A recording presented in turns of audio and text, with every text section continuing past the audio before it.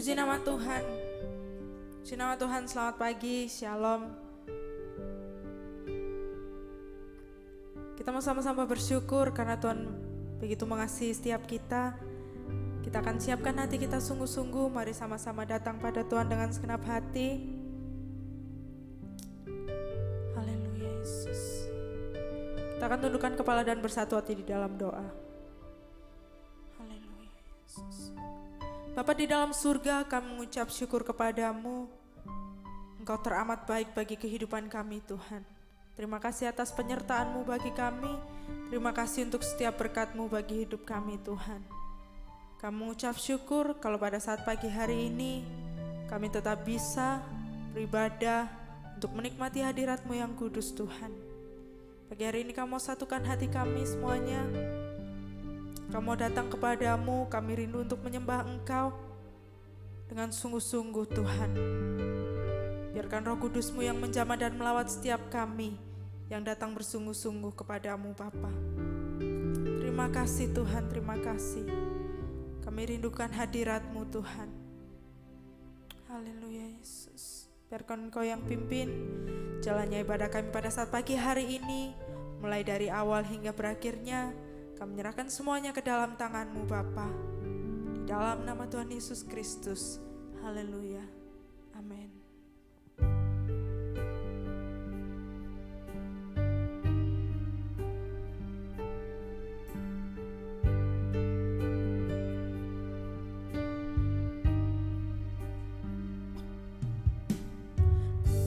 Haleluya Yesus. Terima kasih Tuhan. Dalamnya kasih-Mu Bapa, terlebih dari segalanya, pengorbanan yang termulia selamat kan ku dengan darah yang tercurah. Ampuniku atas dosa, ku bersujud kepadamu, oh Yesusku. Engkau ku sembah, Engkau ku sembah, Kau yang terindah. Pulihkanku dengan darah-Mu, Engkau ku sembah, Bapa mulia. Seumur hidupku ku mau menyembah-Mu. Sekali lagi segenap hatimu sama-sama katakan dalamnya kasih-Mu. Terima kasih Tuhan.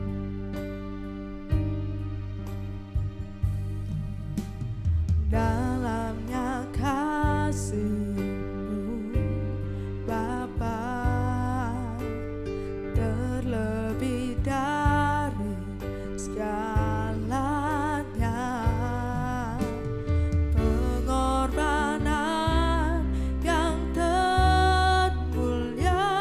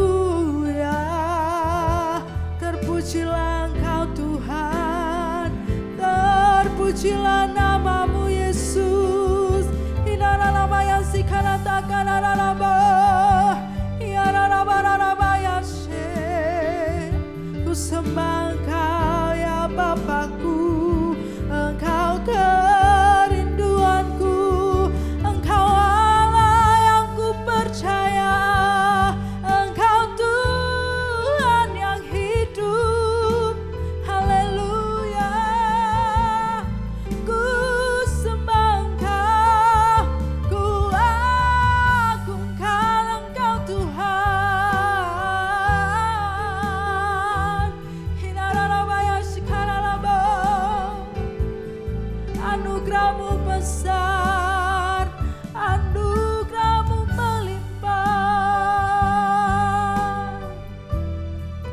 Haleluya, terima kasih. Haleluya,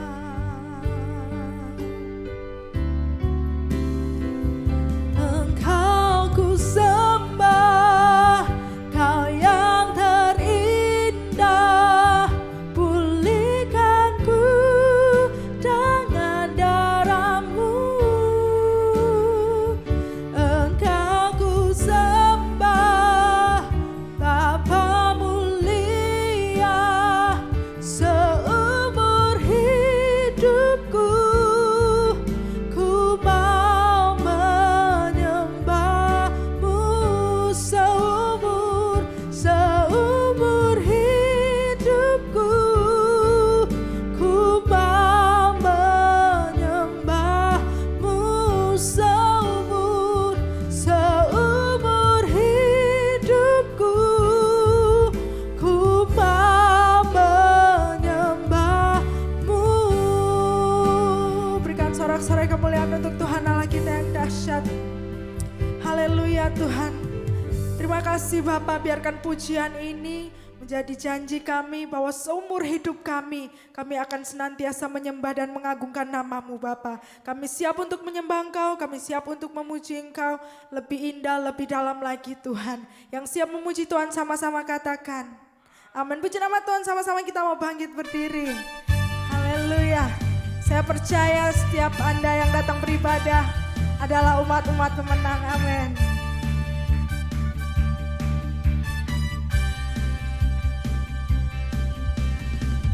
Lebih dari pemenang dalam segala perkara, iblis tadi kalahkan oleh kuasa darah-Nya.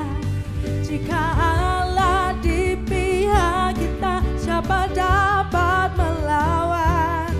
Kita lebih dari pemenang. Sekali sama-sama katakan lebih dari pemenang. Lebih dari pemenang dalam segala perkara, iblis tadi kalahkan oleh kuasa darah-Nya. Jika Allah di pihak kita, siapa dapat melawan? Kita lebih dari pemenang. Sama-sama sorakan haleluya.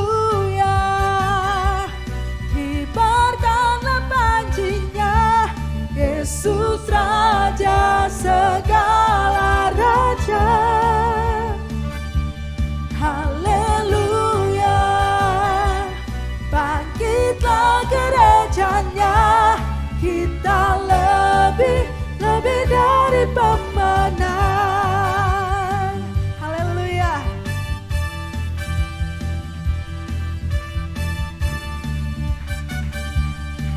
Mari umat pemenang sama-sama katakan lebih dari pemenang. Lebih dari pemenang dalam segala perkara, iblis tadi kalahkan oleh kuasa darah-Nya. Jika Allah di pihak kita, siapa dapat melawan? Kita lebih dari pemenang. Sorakan haleluya. Kibarkan banjinya, Yesus Raja segala raja.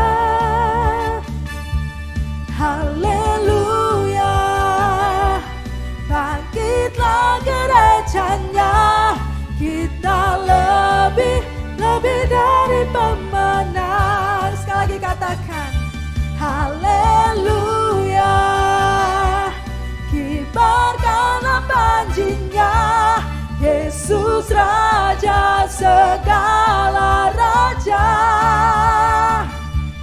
Haleluya, bangkitlah gerejanya.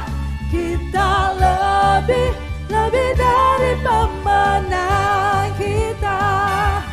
Kita lebih dari pemenang. Sekali lagi katakan, kita lebih dari pemenang.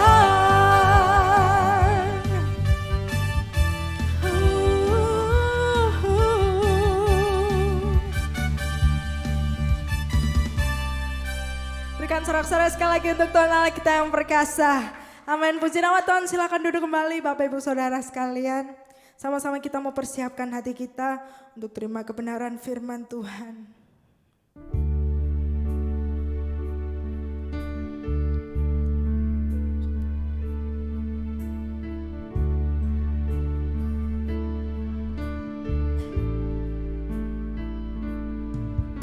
Kau telah buktikan cintamu padaku, kau membayarku dengan hidupmu.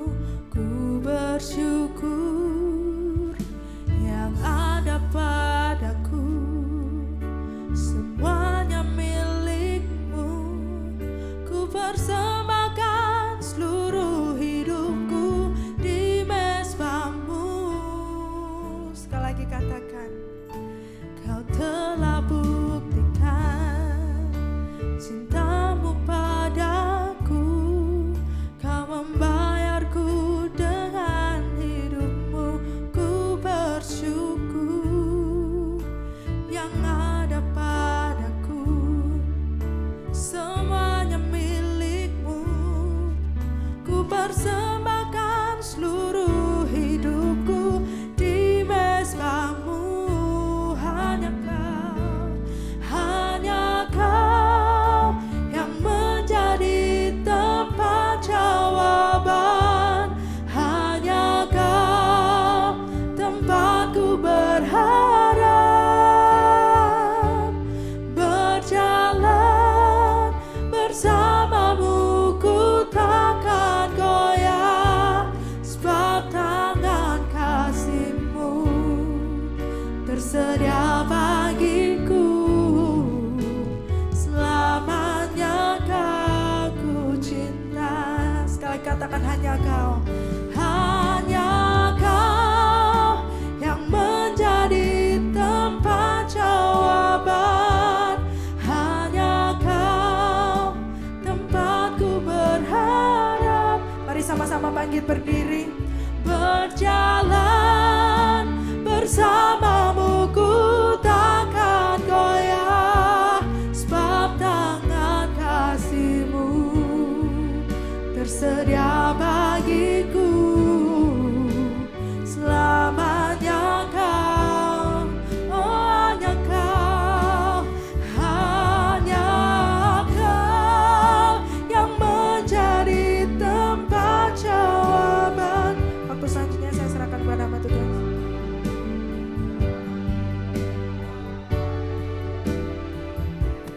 Berjalan bersamamu ku goyah, sebab tangan kasih-Mu bersedia bagiku. Selamanya kau ku cinta. Selamanya kau ku cinta. Selamanya kau ku cinta.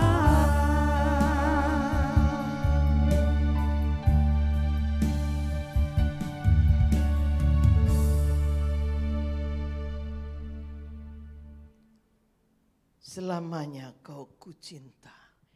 Itulah pernyataan kami bagi-Mu Tuhan. Selamanya kami mengasihi Engkau. Karena Engkau sudah terlebih dahulu mengasihi kami. Kami hanya bisa mengucap syukur Tuhan. Karena kasih-Mu kepada kami sungguh luar biasa.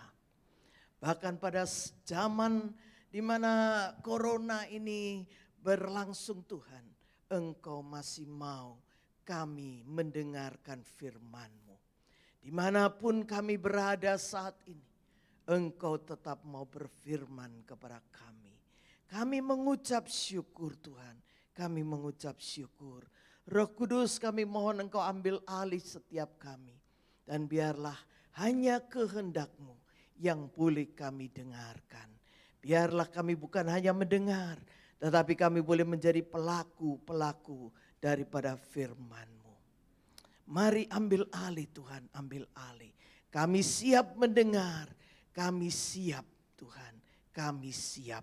Di dalam nama Yesus kami mengucap syukur.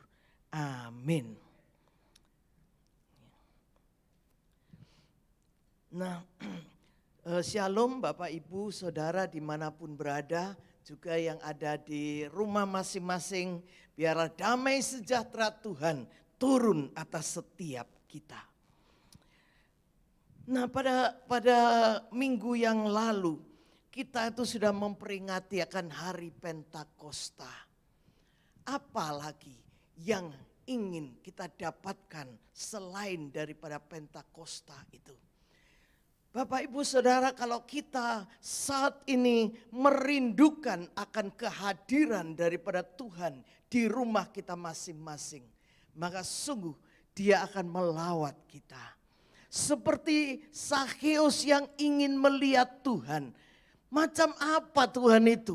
Dan dia mencari jalan bagaimana untuk dia itu bisa melihat bagaimana Yesus itu. Demikian juga dengan kita.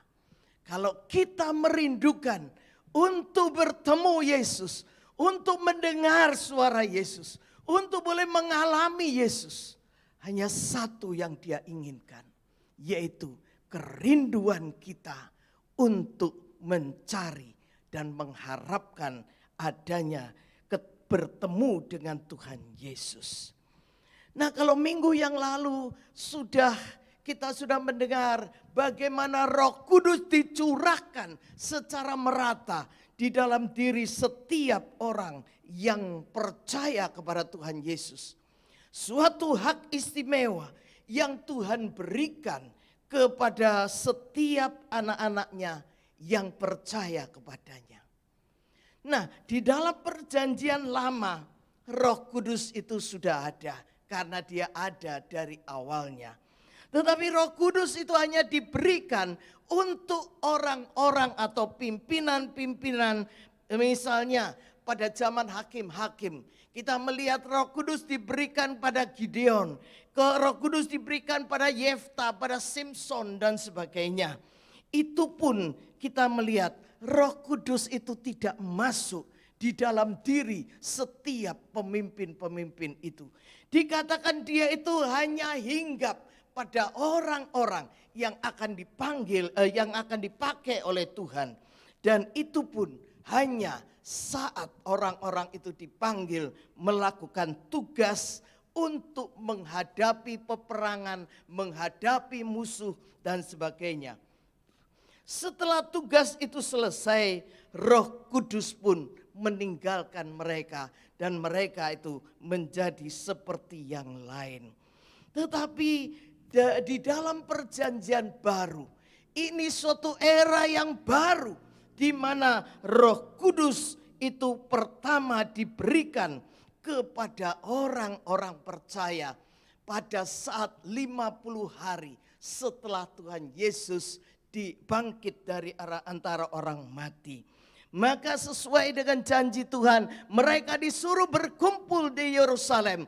Dan saat itulah terjadi suatu peristiwa yang hanya sekali terjadi. Pencurahan Roh Kudus yang untuk pertama kali terjadi. Tetapi tidak berarti hanya sekali itu saja. Karena sejak saat itu, maka Roh Kudus bisa dimiliki oleh setiap orang yang percaya tanpa terkecuali. Nah, seringkali kita lihat bahwa Roh Kudus itu dianggap kalau kita itu berbuat dosa, Roh Kudus itu keluar daripada diri orang. Dia tidak tahan dosa kita dan dia itu keluar dari kita. Nanti kalau kita itu sudah minta ampun, oh Roh Kudus itu kembali lagi karena dia tahu kita itu anaknya Tuhan.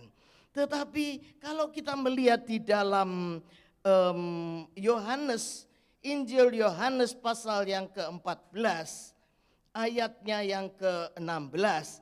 Di situ kita melihat, di sini Tuhan Yesus berkata, "Aku akan minta kepada Bapa dan Ia akan memberikan kepadamu seorang penolong yang lain, supaya Ia menyertai kamu selama-lamanya, yaitu Roh kebenaran." Jadi di sini kita melihat bahwa Roh Kudus itu kalau dia itu sudah diberikan kepada orang-orang percaya yang dimulai pada hari Pentakosta yang pertama 2000-an tahun yang lalu itu. Roh Kudus itu sekali masuk di dalam diri orang percaya, dia tidak akan pergi kemana-mana. Dia akan tinggal di dalam diri kita. Nah, ini sesuatu yang luar biasa yang Tuhan ingin kita tahu. Jangan kita mikir, oh saya dosa, Roh Kudusnya minggat dari saya. Ya, cepat-cepat kita minta ampun. Enggak, dia ada di dalam diri kita. Cuma pada saat kita itu berbuat dosa, Roh Kudus itu sedang berduka di dalam kehidupan kita masing-masing. Dia diam saja, tetapi dia berduka. Ya, itu sebabnya jangan sampai kita itu kemudian merasa bahwa Roh Kudus itu meninggalkan kita pada saat kita itu berbuat dosa itu. Sekali dia masuk, dia tidak akan keluar lagi. Dan kita bisa bersyukur kepada Tuhan karena dia itu tidak keluar. Kalau dia keluar, siapa yang akan meyakinkan atau menginsafkan kita akan dosa-dosa kita? Roh Kudus ada di dalam kita supaya dia menginsafkan kita. Ini loh tadi kamu sudah dosa. Ya, ini loh kamu tadi mencuri, ini loh tadi kamu membunuh, ini loh tadi kamu berzinah dan sebagainya. Roh Kudus yang di dalam itu akan senantiasa mengingatkan akan apapun dosa yang kita lakukan. Bahkan dosa-dosa yang kita tidak sadari. Kadang-kadang kita itu ngomong keprocot ya, kita ngomong yang tidak enak, kita mungkin tidak merasa. Tetapi suatu saat Roh Kudus itu bicara, kamu ngomong sama si A itu kok seperti itu. Gak enak itu, ya kamu salah, kamu berdosa. Supaya apa? Supaya kembali kita itu bertobat, kita menyerahkan hidup kita kembali dalam pimpinan Roh Kudus. Nah, biarlah pada pagi hari ini kita akan mau melihat apa sih dampak pencurahan Roh Kudus yang pertama itu. Apakah hanya supaya dia itu ada di dalam diri kita terus? Apa dampaknya? Apa keuntungan yang kita peroleh dengan adanya pencurahan Roh Kudus itu? Ada berbagai macam dampak. Yang pertama kita lihat. Pada waktu itu semua murid berjumlah 120 orang. Dipenuhi dengan Roh Kudus. Dan mereka semua berbahasa roh. Mereka berbahasa roh. Ini adalah suatu bahasa surgawi yang diberikan kepada kita.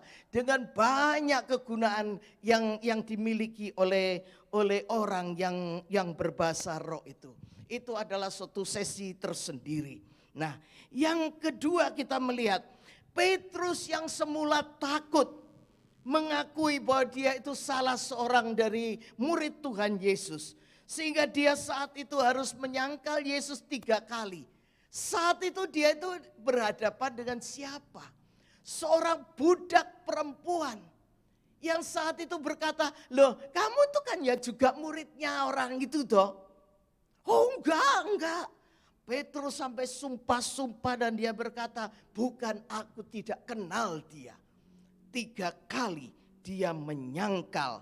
Tetapi setelah Roh Kudus dicurahkan ke dalam hidup daripada Petrus ini, dia itu diubahkan. Dia diubahkan, dia yang penakut menjadi orang yang berani. Siapa di antara kita yang seringkali takut? Kadang kita itu takut, mau ke kamar mandi aja takut. Ya, mau melakukan ini takut, mau melakukan itu semua takut. Tetapi orang yang diberi pencurahan Roh Kudus ini akan diubahkan. Oleh karena itu, yang masih takut-takut jangan takut lagi. Tetapi mari kita itu mau diubahkan seperti Petrus ini menjadi orang yang berani. Pada hari Pentakosta itu, di mana dikatakan ada banyak orang, ribuan orang. Dan Petrus ini berkhotbah kepada mereka. Berkhotbah apa? Berkhotbah yang enak-enak. Oh, kamu akan diberkati Tuhan. Tuh, kamu akan menjadi kaya. Kamu akan menjadi makmur. Kamu akan disertai Tuhan. Bukan. Khotbah Petrus pada saat itu menuding orang-orang yang bersalah. Pada saat itu dia berkata, kamulah yang membunuh Yesus. Kamulah yang menyalibkan Yesus. Padahal siapa Yesus? Yesus itulah Mesias. Yesus itulah Raja. Dia utusan daripada Allah. Tetapi kamu sudah membunuh dia. Di dalam kisah pasal yang kedua, kisah pasal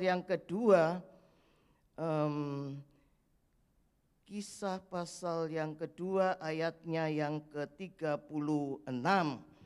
Di situ dikatakan, jadi seluruh kaum Israel harus tahu dengan pasti bahwa Allah telah membuat Yesus yang kamu salibkan itu menjadi Tuhan dan Kristus.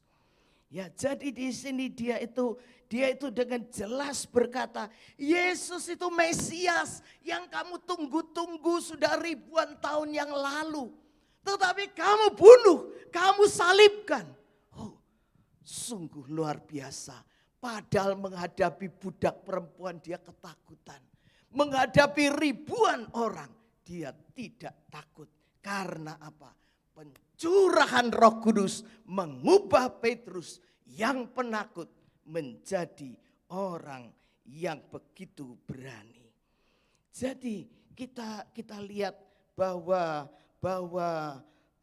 dampak yang kedua itu adalah bahwa Petrus ini menjadi orang yang begitu berani.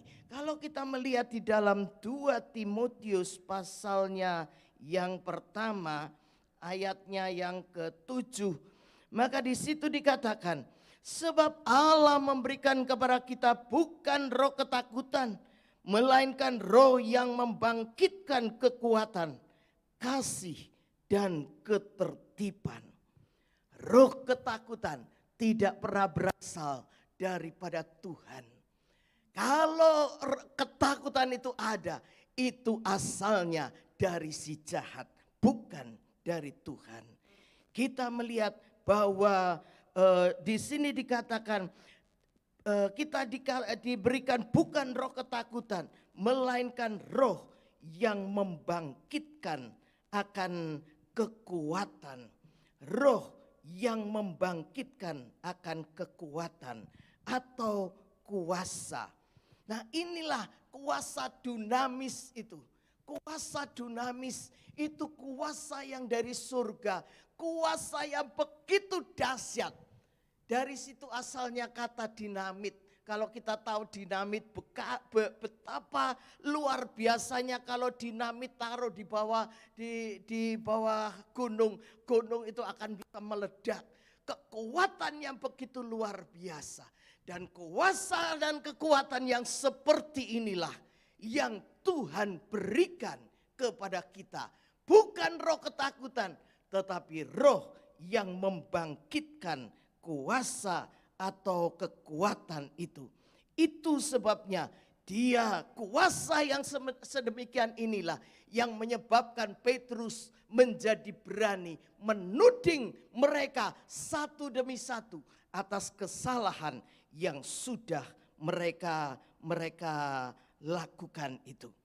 Petrus bukan saja dipenuhi dengan kuasa atau kekuatan surgawi, tetapi dikatakan di dalam ayat itu, Roh yang membangkitkan kekuatan, kasih dan ketertiban. Petrus juga diliputi oleh oleh kasih surgawi, yaitu kasih agape itu.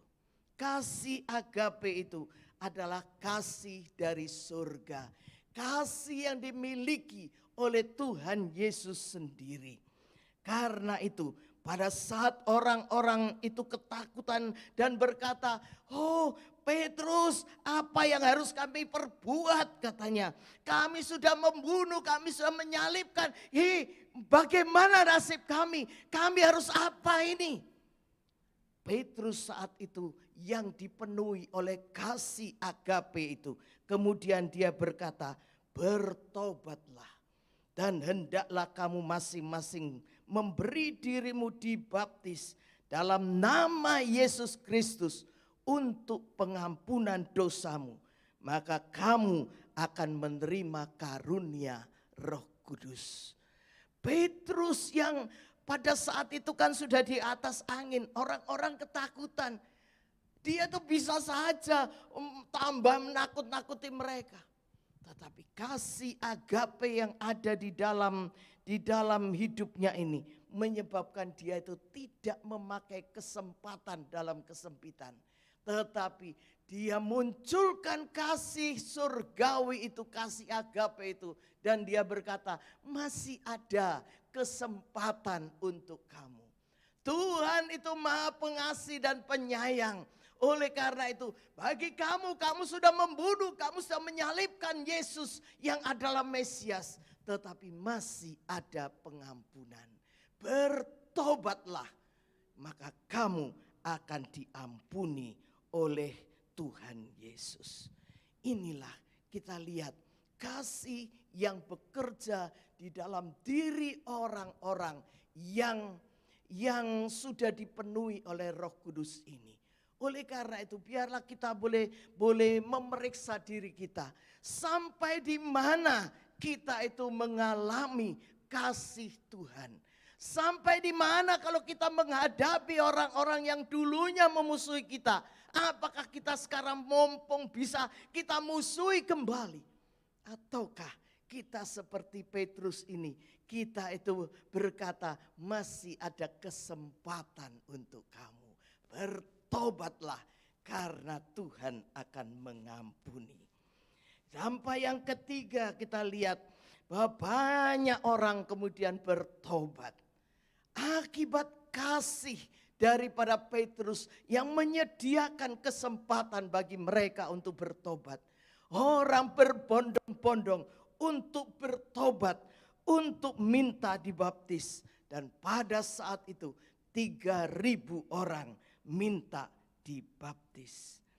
Nah, kita lihat di dalam dampak yang keempat itu ada di dalam Kisah pasalnya yang kedua, ayatnya yang ke-42. Demikian bunyinya. Mereka bertekun dalam pengajaran rasul-rasul dan dalam persekutuan. Dan mereka selalu berkumpul untuk memecahkan roti dan berdoa. Dampak pencurahan Roh Kudus yang keempat ini adalah mereka bertekun di dalam pengajaran rasul-rasul. Kalau dulu Yesus mengajar, mereka hanya cari mana ya kesalahannya. Kapan ya dia mengucapkan kata yang salah. Mereka hanya cari kesalahan. Tetapi setelah mereka itu dipenuhi dengan Roh Kudus, maka dikatakan mereka bertekun di dalam pengajaran daripada rasul-rasul. Bertekun artinya apa? Bertekun ini artinya bersungguh-sungguh, serius, tidak main-main. Mereka tidak hanya ingin mengerti apa yang diajarkan oleh para rasul itu. Tetapi mereka sungguh-sungguh ingin mendalami setiap setiap pengajaran daripada rasul-rasul. Mereka ingin terapkan semuanya itu di dalam kehidupan sehari-harinya. Dan inilah yang menyebabkan ada orang-orang itu bertumbuh di dalam iman. Waktu kita masih ibadah di gedung gereja, seringkali kita itu melihat orang-orang yang tidak tekun saat mendengarkan firman Tuhan. Kita melihat hamba Tuhannya itu sudah ngotot-ngotot nyampaikan firman Tuhan. Tetapi apa yang dilakukan oleh jemaat yang tidak tekun itu, mereka itu hanya sibuk ngomong-ngomong sendiri. Mereka sibuk ngeliati HP, balesi WA dan sebagainya. Tidak ada ketekunan, tidak ada keseriusan. Saudara, jangan harap kalau kita mendengar dengan cara seperti itu, kita itu akan menerima rema dari Tuhan. Padahal kalau kita tidak terima rema, kita hanya terima logos dan itu hanya nyentel di pikiran kita, bukan masuk di dalam hati kita, maka semuanya akan menjadi sia-sia. Kita hanya akan menjadi ahli Taurat dan orang Farisi yang pandai berdebat, pandai mengutarakan akan isi pikirannya. Tetapi mereka tidak pernah melakukan apa yang Tuhan inginkan di dalam kehidupannya. Oleh karena itu, apa yang membedakan? Ya, orang-orang yang tidak bertekun, yang hanya main-main di gereja, orang yang hanya sekedarnya dengar firman Tuhan, ngomong-ngomong, lihat HP dan sebagainya. Mereka itu memang percaya, tetapi kita lihat bedanya apa? Pada saat mereka itu menghadapi akan masalah, mereka itu akan bingung, gelisah, takut, kacau dan sebagainya itu. Tetapi orang-orang ini tidak pernah bertumbuh. Tidak pernah bertumbuh. Sehingga mereka itu seringkali takut dan gelisah. Berbeda sekali dengan orang-orang. Pada saat mereka dipenuhi dengan Roh Kudus, mereka serius, mereka bertekun di dalam pengajaran. Pada saat menghadapi masalah, mereka akan menghadapi semuanya itu dengan tenang. Karena tahu Yesus ada bersama mereka. Yesus tidak akan pernah meninggalkan mereka. Dan bersama Yesus kita pasti akan menang.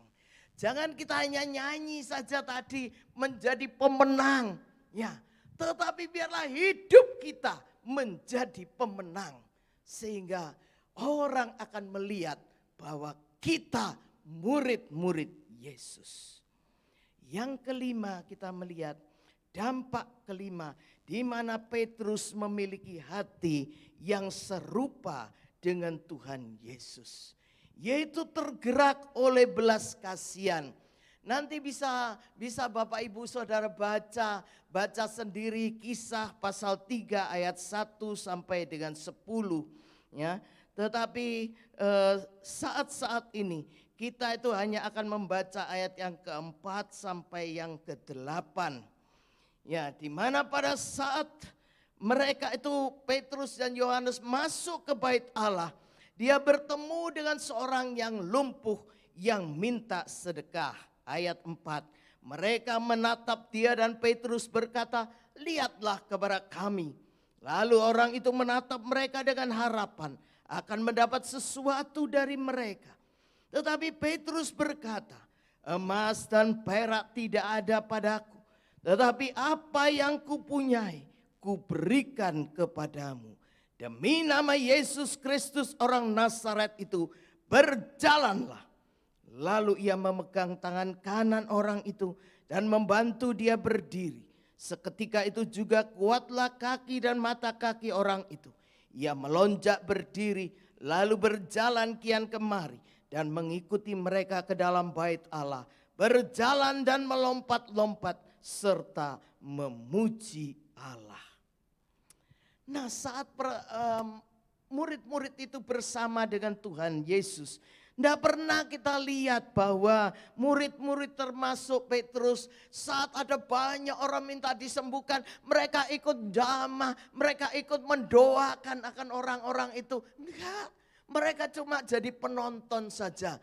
Tuhan Yesus yang ngalor ngidul menumpangi orang, menyembuhkan orang. Tetapi murid-murid hanya biasa-biasa saja, mereka hanya menjadi penonton. Ya, tetapi saat kepenuhan Roh itu terjadi di dalam diri murid-murid dan Petrus ini, maka hatinya tergerak seperti Tuhan Yesus tergerak. Sehingga dia berkata, emas dan perak tidak ada padaku, tetapi apa yang ada padaku aku berikan kepadamu. Demi nama Yesus Kristus, orang Nazaret itu, berjalanlah. Dan seketika itu juga orang yang lumpuh itu melompat dan berjalan. Kita melihat hati yang tergerak akan menyebabkan mujizat terjadi. Oleh karena itu, jangan kita biarkan hati yang tergerak begitu saja. Seringkali kita itu mungkin hati kita tergerak, tapi kita berkata enggak lah, enggak usah lah, kok males yang anu itu. Jangan, biarlah kita ikuti dorongan Roh yang ada di dalam diri kita. Kalau hati kita digerakkan oleh Tuhan, melangkahlah dan lakukan apa yang Tuhan inginkan daripada kita. Sehingga mujizat akan terjadi di dalam kehidupan kita. Yang keenam kita melihat semakin dampak yang keenam, semakin mereka itu ditekan, semakin mereka itu bersatu di dalam Roh.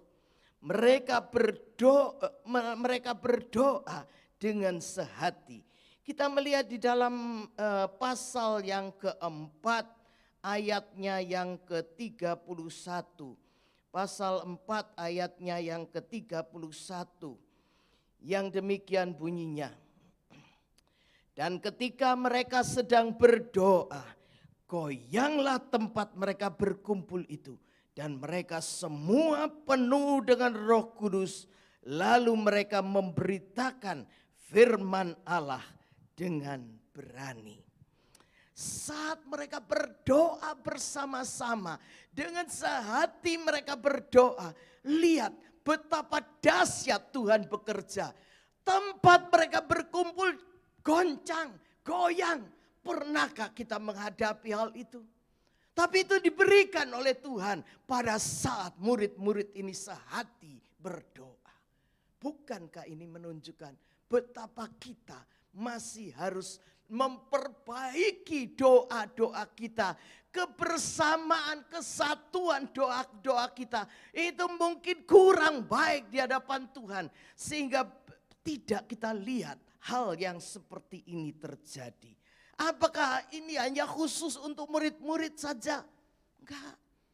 Tuhan itu memandang semua anak-anaknya sama. Kalau iman kita sama seperti mereka, kalau doa-doa kita itu bersemangat sama seperti mereka, kita pun akan mengalami hal yang sama. Tempat mereka berkumpul akan digoncangkan dan akan tanda daripada Allah itu hadir. Dan semua itu makin dipenuhi dengan Roh Kudus. Dan mereka menjadi semakin berani untuk memberitakan firman Tuhan. Oleh karena itu mari kita itu begitu corona ini habis, kita mau memperbaiki apa yang harus kita lakukan supaya doa-doa jemaat itu akan menghasilkan hal-hal yang luar biasa seperti yang kita lihat di dalam pencurahan setelah pencurahan Roh Kudus ini. Nah, kita melihat dampak yang berikutnya, dampak yang ketujuh itu adalah penganiayaan. Mungkin kalau kita itu mendengar soal penganiayaan, kita itu enggak terlalu suka, ya, enggak terlalu suka. Karena apa? Siapa orang mau menderita? Semua orang ingin senang. Tapi penderitaan, penganiayaan merupakan salah satu dampak daripada pencurahan Roh Kudus ini.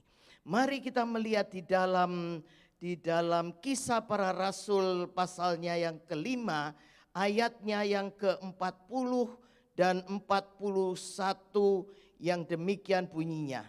40 dan 41. Mereka memanggil rasul-rasul itu, lalu menyesa mereka dan melarang mereka mengajar dalam nama Yesus. Sesudah itu mereka dilepaskan. Rasul-rasul itu meninggalkan sidang mahkamah agama dengan gembira, karena mereka telah dianggap layak menderita penghinaan oleh karena nama Yesus. Ya, jadi di sini kita lihat Petrus dan Yohanes itu ditangkap dan dipukuli. Tetapi saat mereka meninggalkan ruang sidang mahkamah agama itu, hati mereka itu begitu sukacita, ada gembira. Karena apa? Dianggap layak untuk menderita penghinaan oleh karena nama Yesus. Adakah itu juga ada di dalam diri kita masing-masing? Jangan takut menderita. Dikatakan kalau Tuhan kita menderita, kalau kita itu hambanya, ya wajib layaklah untuk menderita. Jangan lari dari penderitaan.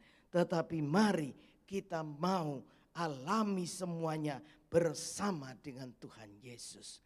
Saat-saat kita melihat keadaan gereja dan orang-orang percaya, kita melihat suatu kemunduran yang parah dibandingkan dengan apa yang kita baca tadi di dalam Kisah Para Rasul. Betapa iman percaya orang pada zaman dahulu abad pertama begitu jauh berbeda dibandingkan dengan kita yang ada saat ini abad ke-21. Kita itu tidak ada apa-apanya dengan mereka. Tidak ada apa-apanya. Sedikit pun tidak ada sama-samanya di kita. Ya, kenapa? Padahal pencurahan Roh Kudus itu akan berlangsung sama saja untuk mereka dan untuk kita sama saja. Oleh karena itu, mari pencurahan Roh Kudus ini memang harus kita alami. Dampaknya harus kita alami di dalam kehidupan kita. Karena apa? Karena kita lihat kedatangan Tuhan Yesus itu sudah sangat dekat. Sebelum Yesus itu datang, kalau kita membaca Injil-Injil, akan ada penderitaan, akan ada penganiayaan. Dikatakan orang tua nyerahkan anak-anak, nyerahkan orang tua dan sebagainya. Itu akan terjadi. Nah, kalau kita tidak dipenuhi dengan Roh Kudus, kalau kita itu sekarang hanya enak-enakan, saat itu mungkin kita tidak bisa bertahan. Kita akan menyangkal Tuhan Yesus. Oleh karena itu, mari kita mau menyiapkan hati kita untuk selalu dipenuhi dengan Roh Kudus. Nah, lahirnya gereja Pantekosta dimulai dengan adanya suatu lawatan kembali dengan Roh Kudus. Saat gereja saat itu sudah mengalami kemunduran, ternyata ada lawatan Roh Kudus yang berikutnya. Dan orang percaya dibakar kembali rohnya, dilawat kembali dan dipenuhi dengan Roh Kudus. Bangkitnya gereja Pantekosta saat itu dimulai pada tahun 1906. Berakhir kira-kira tahun 1911. Nah, pada saat-saat itu dinubuatkan bahwa akan ada satu gerakan lain lagi yang lebih dahsyat daripada apa yang terjadi di Azusa Street pada tahun 1906 itu. Ya, dan sekarang kita lihat waktunya ini sekarang ini. Tidak lama lagi Tuhan akan mencurahkan rohnya dengan luar biasa lagi. Tapi kalau kita saat ini tidak siap, kita akan terlewatkan oleh berkat itu. Kita akan terlewatkan oleh pencurahan itu. Sehingga kita tidak mendapat apa-apa. Dan akibatnya saat Yesus datang di awan-awan untuk menjemput anak-anaknya untuk pulang ke surga, maka kita itu tidak akan dapat apa-apa. Tanpa Roh Kudus yang memenuhi kita, kita tidak akan mampu menghadapi masa sulit-sulit yang akan datang. Oleh karena itu, kalau kita itu sudah dilawat, apapun tidak akan bisa menggoyahkan iman kita. Oleh karena itu nantikan, cari pengurapan, minta pengurapan, minta saat Tuhan melawat, kita ikut dilawat oleh Tuhan Yesus. Kita melihat apa akibatnya kalau kita itu dipenuhi. Petrus dan Yohanes walaupun dipukuli, tetapi mereka keluar dengan hati yang bersuka cita. Nah, ada seorang yang bernama Polikarpus, seorang yang adalah murid daripada Yohanes ini. Bukan Yohanes Pembaptis, Yohanes yang temannya Petrus ini ya. Polikarpus ini adalah seorang yang setia mengikut Yesus di abad yang pertama. Saat dia berumur 86 tahun, kota di mana dia tinggal itu suatu hari diserbu oleh tentara Romawi. Semua orang berhamburan keluar dari kota itu untuk menyelamatkan diri. Maka ada orang-orang yang mengajak Polikarpus itu untuk ikut lari. Tetapi dia menolak. Dia berkata, aku sudah tua, aku tidak akan lari. Nah, saat ditemukan oleh tentara Romawi, dia itu diberikan kesempatan untuk menyangkali iman. Karena kamu sudah tua, kalau kamu saat ini mau nyangkali imanmu, kami akan bebaskan engkau. Tetapi dia berkata, 86 tahun aku sudah mengikut Tuhan Yesus. Dan tidak sekalipun dia sudah melakukan kesalahan terhadap aku. Bagaimana mungkin aku akan bisa menyangkali akan Tuhanku ini. Dan saat itu dia dipaksa tapi dia menolak. Dan dikatakan, kalau kamu tetap menolak, kami akan bakar engkau dengan api. Maka dia berkata, silakan. Ya, dia mau diikat di atas tumpukan kayu yang akan menjadi tempat membakar dia. Tetapi saat dia mau diikat, dia berkata, jangan ikat aku. Biar aku duduk di sana dan aku tidak akan lari. Maka Polikarpus duduk di atas tumpukan kayu yang kemudian dibakar. Dibakar dan terdengar puji-pujian dari mulutnya. Sampai api itu membuat dia itu tidak sadar diri. Sehingga sampai pada akhirnya kita melihat bahwa Polikarpus itu tetap menjadi orang yang setia. Menjadi seorang martir. Saudara-saudara yang dikasihi Tuhan, kita tidak pernah tahu apa yang ada di depan. Tetapi satu perkara kita itu harus yakin, kita harus menyiapkan diri. Kalau suatu saat kita itu dipanggil menjadi martir, siapkah kita menjadi martir? Martir itu apa?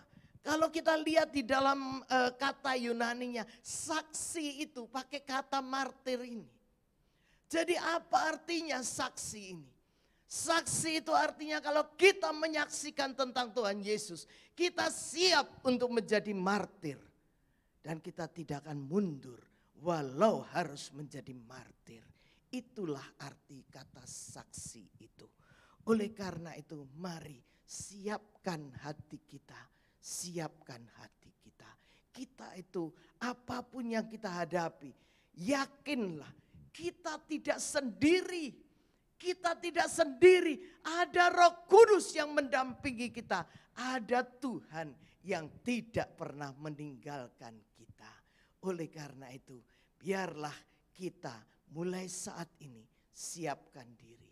Corona ini bukan menjadi halangan yang terakhir.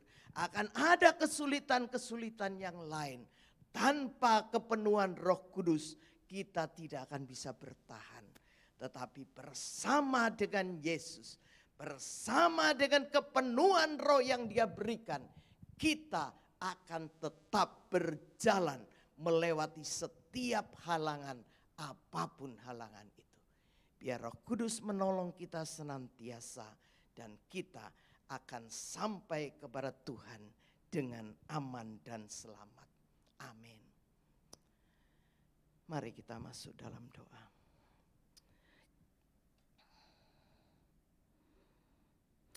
Bapa, kami mengucap syukur Tuhan, firman-Mu sudah disampaikan.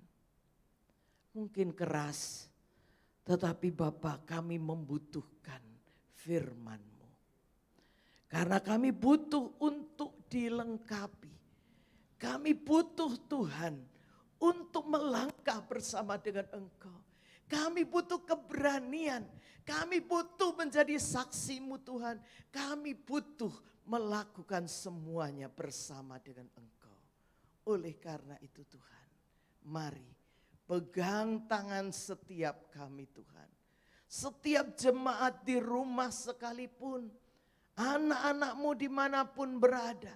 Kami berdoa Engkau pegang senantiasa tangan setiap kami. Karena tangan-tangan kami begitu lemah. Tangan kami tidak akan kuat memegang Engkau. Tetapi kalau Engkau memegang tangan kami, tangan-Mu pasti kuat. Dan kami akan tetap ada di dalam genggaman tangan-Mu. Sampai Engkau bawa kami pulang ke rumah Bapa. Terima kasih Bapa. Terima kasih. Kami mengucap syukur Tuhan. Karena hidup kami ada dalam tangan-Mu. Terpuji nama-Mu. Di dalam nama Yesus kami mengucap syukur. Amin.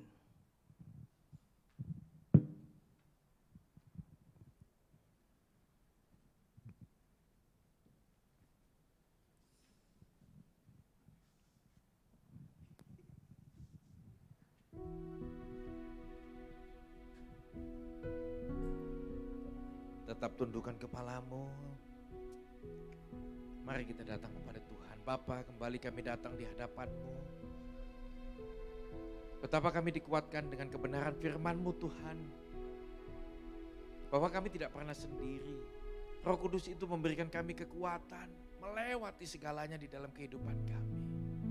Terima kasih. Terima kasih Tuhan. Terima kasih Roh Kudus. Firman ini menguatkan kami. Firman ini membawa kami kembali. Untuk kami kuat berjalan bersama dengan Engkau. Lewati saat-saat seperti ini. Kami percaya bahwa Roh Kudus itu yang memberikan kami kekuatan, menuntun kami, menyadarkan kembali akan setiap dosa kami. Membawa hidup kami menjadi lebih baik. Terima kasih Tuhan. Untuk hamba-Mu yang sudah Kau kirimkan. Menyampaikan kebenaran firman-Mu Bu Marsiani. Biar Engkau sendiri yang menjamah kehidupannya. Menjamah pelayanannya Tuhan.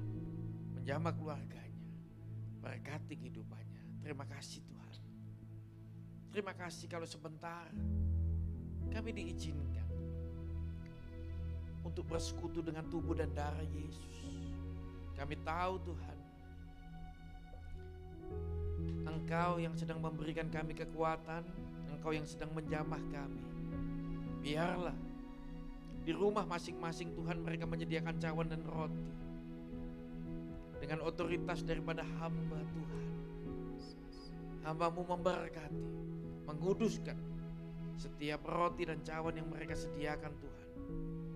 Biarlah ketika kami bersekutu dengan tubuh dan darah Yesus, kuasa kemenangan itu, kuasa kesembuhan, kuasa kehidupan kekal itu menjadi nyata di dalam kehidupan kami.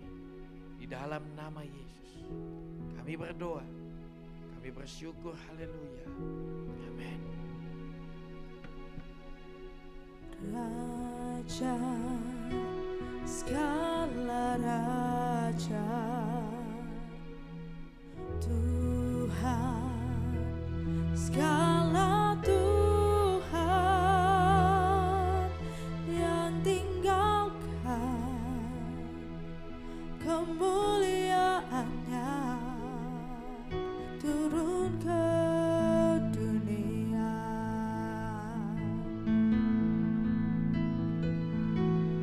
Dia lewati semua hidup sebagai hamba. Dia setia hingga akhirnya. Sedang semuanya sama-sama bangkit berdiri. Dia minum cawan kematiannya. Dia memilih disalib.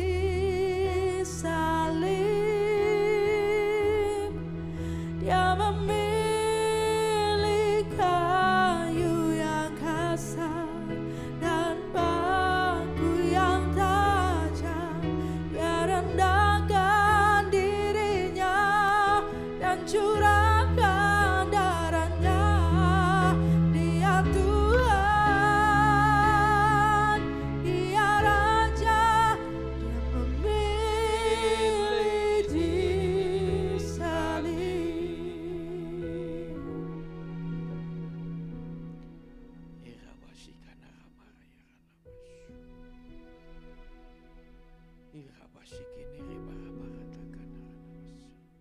Saya undang setiap jemaat kita bangkit berdiri.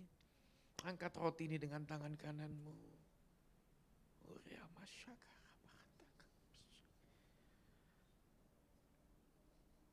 Siapkan dirimu di hadapan Tuhan untuk bersekutu dengan tubuh dan darah Yesus. Jangan remehkan ibadah. Jangan remehkan persekutuan dengan tubuh dan darah Yesus. Ini adalah kesempatan. Ini adalah kemurahan anugerah Tuhan kalau kita boleh datang bersekutu dengan tubuh dan darah.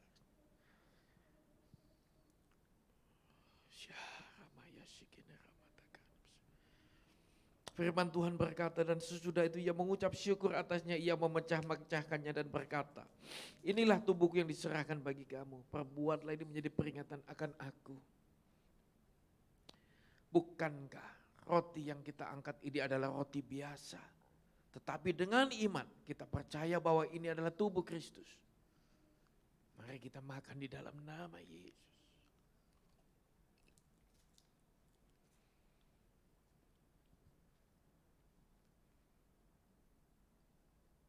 Terima kasih Bapa. Terima kasih Tuhan. Angkat cawan ini dengan tangan kananmu, taruh tangan kirimu di dada. Terima kasih. Firman Tuhan berkata, demikian juga yang mengambil cawan sesudah makan lalu berkata, cawan ini adalah perjanjian baru yang dimeteraikan oleh darahku. Perbuatlah ini setiap kali kamu meminumnya menjadi peringatan akan aku. Bukankah cawan yang kita angkat ini adalah anggur biasa. Tetapi dengan iman kita percaya bahwa ini adalah darah Yesus. Mari kita minum di dalam nama Yesus.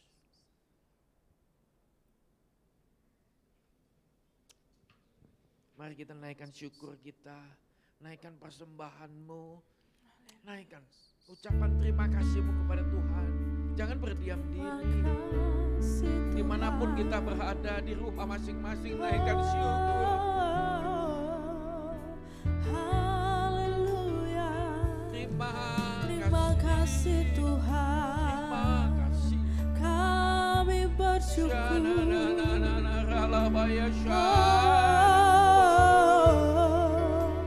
Haleluya. Terima kasih Tuhan. Aku bersyukur. Kami naikkan syukur bagimu.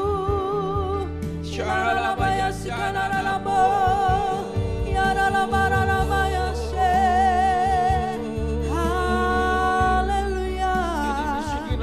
Syukur Tuhan. Kemuliaan dan hormat bagimu, Rajaku. Terima kasih buat kasih setiamu. Terima kasih buat anugerahmu. Haleluya. Terpujilah Engkau Tuhan. Syukur. Terima kasih Tuhan. Haleluya. Engkau ajaib Tuhan. Perbuatanmu dahsyat, perbuatanmu mulia. Ku bersyukur Tuhan. Kasih-Mu indah, Kau mulia. Kami tahu ini anugerah buat hidup kami. Kami tahu ini kemurahan Tuhan yang tercurah buat hidup kami. Kemurahan-Mu lebih daripada hidup. Terima kasih buat kasih setia-Mu. Terima kasih buat pengorbanan Tuhan di atas kayu salib buat hidup kami. Engkau yang menebus setiap dosa kami Tuhan. Engkau yang membawa kami kembali kepada Engkau. Betapa cinta-Mu itu dalam kehidupan kami. Terima kasih. Terima kasih buat firman-Mu. Terima kasih buat tubuh dan darah Yesus yang tercurah buat kami. Terima kasih Tuhan. Hari ini kami percaya bahwa Tuhan itu ada. Tuhan sedang memelihara hidup kami, mengendalikan semua kehidupan kami. Terima kasih Bapa di surga. Terima kasih Tuhan Yesus. Kami tahu Roh Kudus, Engkau sedang menyertai kehidupan kami, Engkau tinggal di dalam kami. Ketika Engkau ada bersama dengan kami, kuasa-Mu dinyatakan sempurna buat kehidupan kami dan anak-anak Tuhan. Dimanapun mereka berada, biar Engkau yang sedang menjamah hidup mereka. Di dalam nama Yesus, diberkati kesehatan-Mu. Engkau ditutup bungkus dengan kuat kuasa Tuhan Yesus. Tidak ada virus, tidak ada satu malapetaka apapun menimpa Engkau. Diberkati. Apapun yang kedua tangan-Mu buat lakukan, Tuhan memberkati Engkau menjadi berhasil. Diberkati istrimu, diberkati suamimu, diberkati anak-anakmu. Diberkati studi mereka di rumah, diberkati pekerjaan mereka di rumah. Tuhan, Engkau yang sedang menilik kehidupan mereka. Engkau terlebih mengerti apa yang mereka sedang butuhkan di dalam kehidupan mereka Tuhan. Curahkan berkat-Mu. Mereka yang butuh pekerjaan, mereka butuh hikmat dari Engkau. Di dalam nama Yesus, berkati mereka dengan hikmat. Agar mereka mengerti apa yang harus mereka lakukan. Mereka yang sedang butuh ekonomi, Tuhan berkati, curahkan limpah di dalam hidup mereka. Agar nama Tuhan yang dipermuliakan melalui kehidupan mereka. Terima kasih, kami bersyukur buat ibadah. Pagi hari ini kami masih diizinkan Tuhan menikmati kebaikan Tuhan. Mari angkatlah kedua tanganmu sidang jemaat Tuhan. Terimalah berkat dari Allah Bapa, Allah Putra dan Roh Kudus. Tuhan Yesus memberkati dan melindungi engkau. Tuhan Yesus menyinari engkau dengan kasih karunia-Nya. Tuhan Yesus mencurahkan damai sejahteranya di dalam kehidupanmu. Mulai saat ini sampai selama-lamanya. Kita yang percaya menerima berkat yang terbaik. Mari kita berkata sama-sama. Amin. Tuhan Yesus berkati.